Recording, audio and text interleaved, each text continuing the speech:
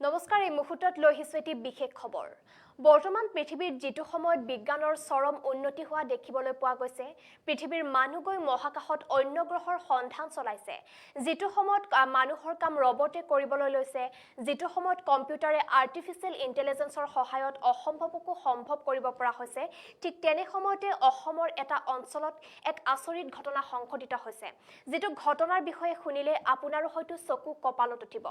জামুগুৰিহাটত ধৰ্মীয় গুৰামীৰ বলি হৈছে এহাল শিক্ষক দম্পতি ঘৰ এৰি যাবলৈ নিৰ্দেশ দিছে শিলাবন্ধা ব্ৰাহ্মণ সমাজে আৰু দূৰসম্পৰ্কীয় ছোৱালী বিবাহেই কাল হৈছে এটি দুৰ্ভগীয়া পৰিয়ালৰ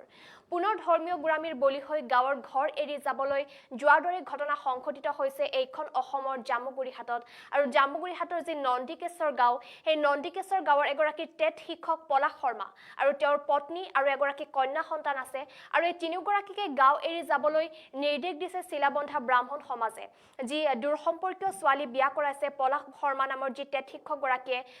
দূৰসম্পৰ্কীয় ছোৱালী বিয়া কৰাইছে মাকৰ ফালৰ দূৰসম্পৰ্কীয় ছোৱালী বিয়া কৰাইছে আৰু সেই দুখতে গাঁও এৰি যোৱাৰ দৰে নিৰ্দেশ দিছে শিলাবন্ধা ব্ৰাহ্মণ সমাজে আৰু যি দূৰসম্পৰ্কীয় ছোৱালী মাকৰ ফালৰ দূৰসম্পৰ্কীয় ছোৱালী বিয়া কৰাইছে পলাশ শৰ্মা নামৰ যি শিক্ষক সেই শিক্ষক গৰাকীয়ে তাৰ বাবে 5 বছৰ কাল এৰাই চলিছিল গাঁওখনৰ যি ব্ৰাহ্মণ সমাজ গাঁওখনৰ সকলোৱে তেওঁলোকক এৰাই চলিছিল এঘৰীয়া কৰিছিল আৰু তাৰ পাছত অৱশেষত শিলাবন্ধা ব্ৰাহ্মণ সমাজে পলাশ শৰ্মা আৰু তেওঁলোকৰ পৰিয়ালক গাঁও এৰি যাবলৈ নিৰ্দেশ দিছে আৰু এতিয়া পলাশ শৰ্মা উপায়বিহীন হৈ পৰিছে যাৰ বাবে তেওঁৰ মাতৃ 80 বছৰ হৈছে মাতৃৰ আৰু ৰুগীয়া মাতৃক বৃদ্ধা মাতৃক অকলে ঘৰতে এৰি থৈ যাব আতৰি যোৱাৰ দৰে যে চৰম সিদ্ধান্ত গ্ৰহণ কৰিছে পলাশ শৰ্মা এতিয়া উপায়বিহীন হৈ পৰিছে তাৰ বাবে 80 বছৰীয়া বৃদ্ধা মাতৃক ৰুগীয়া মাতৃক এৰি থৈ যোৱাৰ দৰে সিদ্ধান্ত গ্ৰহণ কৰিছে কিন্তু দেখা পোৱা যায় যে যেটো সময়ত মানুহে বিজ্ঞানৰ জখলাত বগাই ন গ্ৰহত বাস কৰাৰ উপায় অৱলম্বনত ব্যস্ত হৈ পৰিছে সেই সময়তে মানধাতা যুগৰ ৰীতি-নীতি তথা তালিবানী শাসন সমাজ ব্যৱস্থাৰ বিৰুদ্ধে সৰব হৈ পৰা দেখা গৈছে বিভিন্নজনক ব্ৰাহ্মণ সমাজৰ মুৰব্বী তথা শাস্ত্ৰীয়ে এই বিয়াৰ অনুমতি দিয়াৰ পাছত পুনৰ এখন সমাজৰ মুৰব্বীয়ে এই বিয়া মানি ল'ব নোৱাৰো বুলি সামাজিকভাৱে এঘৰীয়া কৰিছে তেওঁলোকক আৰু পৈতৃক ভূমি এৰাই যাবলৈ বাধ্য কৰাইছে আৰু তাৰ পিছতেই অঞ্চলজুৰি প্ৰতিক্ৰিয়াৰ সৃষ্টি হৈছে যি ঘটনাৰ পিছত এতিয়া অঞ্চলজুৰি চাঞ্চল্যৰ সৃষ্টি হৈছে বহুতে প্ৰতিক্ৰিয়া প্ৰকাশ কৰা দেখিবলৈ পোৱা গৈছে এই ঘটনাৰ পিছত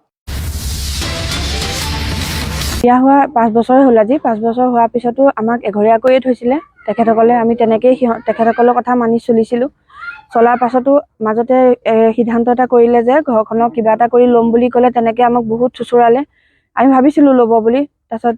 মাহঁতক তেনেকে পৰাচিত কৰি পেলাই মাহঁতক হেৰি কৰিম বুলি ক'লে কৈ পেলাই মাহঁতক ল'লে আৰু আমাৰ মত দিছিলে আমি গোলোকশাস্ত্ৰী দেৱৰ ওচৰলৈ গৈছিলোঁ আমি দুইজন গৈছোঁ বিয়াৰ উপলক্ষে তেখেতক আমি দিন বাৰো চাই মেলি দিলে আমি সেৱা সৎকাৰো কৰিছোঁ মানে দুইটা দৰা কন্যা হিচাপে সেৱা কৰি আহিছোঁ তেখেতক লাষ্ট মমেণ্টত এনেকুৱাখিনি কৰিছে আমাক মানে ঘৰত থাকিব নোৱাৰা কৰিছে ঘৰৰ পৰা আমি ওলাই গুচি গৈছোঁ সন্ধিয়া সময়ত মোৰ দেউতাই ৰাস্তাতে পাই পেলাই মাতি পেলাই লৈ গৈছে তহঁত ক'লে যাবি মোৰ ঘৰলৈকে আহ বুলি তেনেকে ঘৰলৈকে লৈ গ'ল ঘৰতে আছোঁ আমি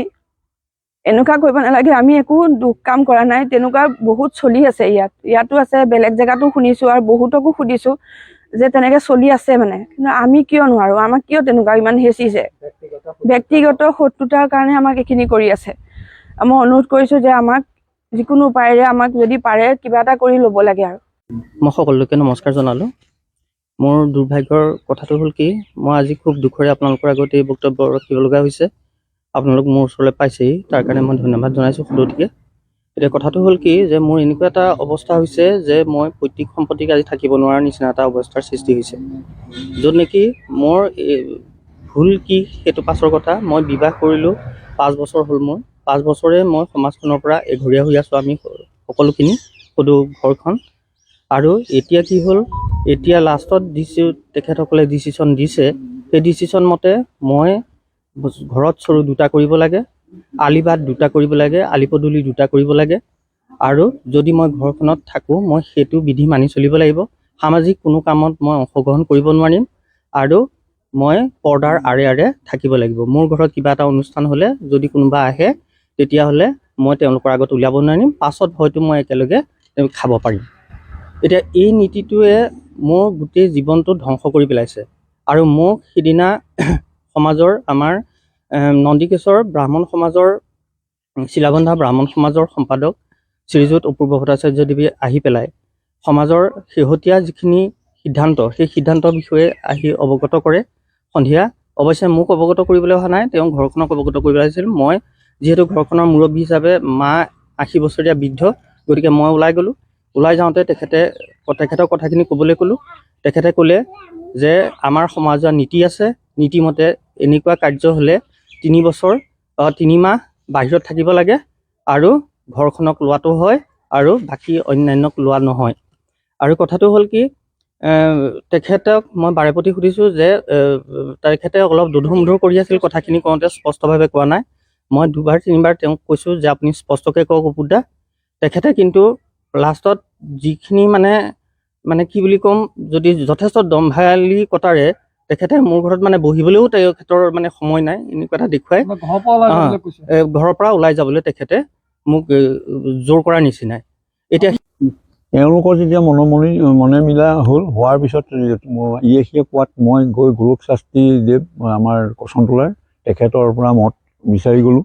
আৰু মই লগত এজন ভাল জনা শুনা ভাল শিক্ষিত এজন মানুহ অনিল চন্দ্ৰ গোস্বামী, তেখেতক লৈ গৈছোঁ। তেখেতৰ সাক্ষাৎ